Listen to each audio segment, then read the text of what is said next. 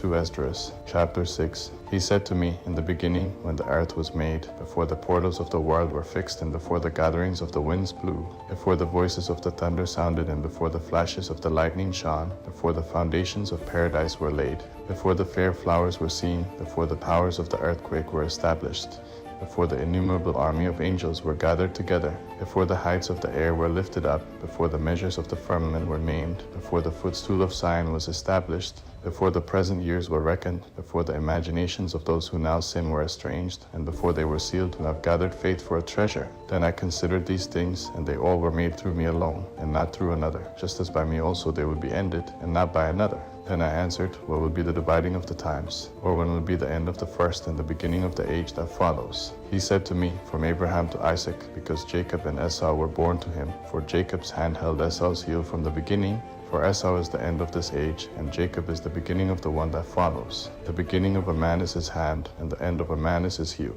Seek nothing else between the heel and the hand, Esdras. Then I answered, O sovereign Lord, if I have found favor in your sight, I beg you, show your servant the end of your signs which you showed me part on a previous night. So he answered, stand up upon your feet, and you will hear a mighty sounding voice. If the place you stand on is greatly moved, when it speaks, don't be afraid, for the word is of the end, and the foundations of the earth will understand that the speech is about them. They will tremble and be moved, for they know that their end must be changed. It happened that when I had heard it, I stood up on my feet and listened, and, behold, there was a voice that spoke, and its sound was like the sound of many waters. It said, behold, the days come when I draw near to visit those who dwell upon the earth, and when I investigate those who have caused harm unjustly with their unrighteousness, and when the affliction of Zion is complete, and when the seal will be set on the age that is to pass away, then I will show these signs. The books will be opened before the firmament, and all will see together. The children a year old will speak with their voices. The women with child will deliver premature children at 3 or 4 months, and they will live and dance. Suddenly the sown places will appear unsown.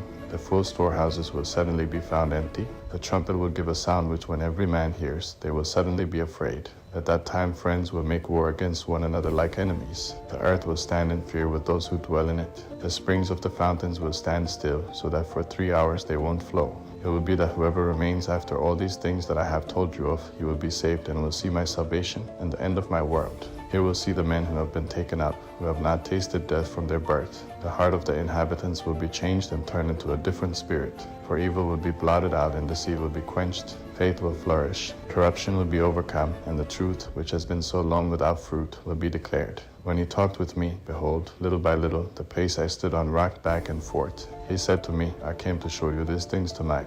If therefore you will pray yet again, and fast 7 more days, I will again tell you greater things than these. For your voice has surely been heard before the Most High.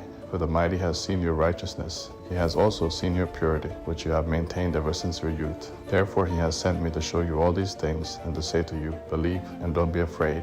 Don't be hasty to think vain things about the former times, that you may not hasten in the latter times. It came to pass after this, that I wept again, and fasted 7 days in like manner, that I might fulfill the 3 weeks which he told me. On the 8th night my heart was troubled within me again, and I began to speak in the presence of the Most High.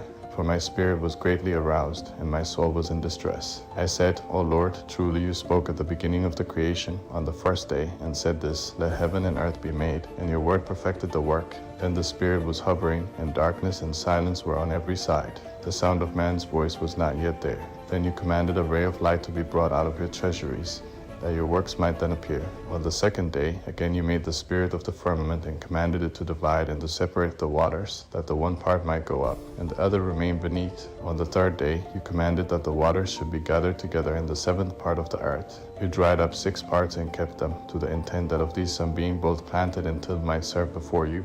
For as soon as your word went out, the work was done. Immediately great and innumerable fruit grew, with many pleasant tastes, and flowers of inimitable color, and fragrances of most exquisite smell. This was done the 3rd day. On the 4th day you commanded that the sun should shine, the moon give its light, and the stars should be in their order, and gave them a command to serve mankind, who was to be made. On the 5th day you said to the 7th part, where the water was gathered together, that it should produce living creatures, fowls and fishes, and so it came to pass, that the mute and lifeless water produced living things as it was told, that the nations might therefore praise your wondrous works. Then you preserved 2 living creatures, the one you called Behemoth, and the other you called Leviathan.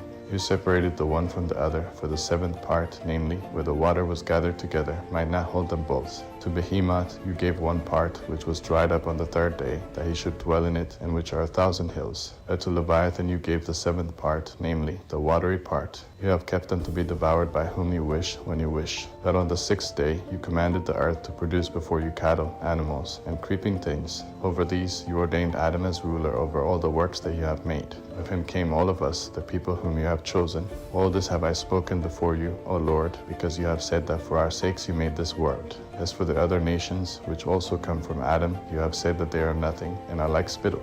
You have likened the abundance of them to a drop that falls from a bucket. Now, O Lord, behold these nations, which are reputed as nothing, being rulers over us and devouring us. Though we, your people, whom you have called your firstborn, your only children, and your fervent lover, are given into their hands. Now, if the world is made for our sakes, why don't we possess our world for an inheritance? How long will this endure?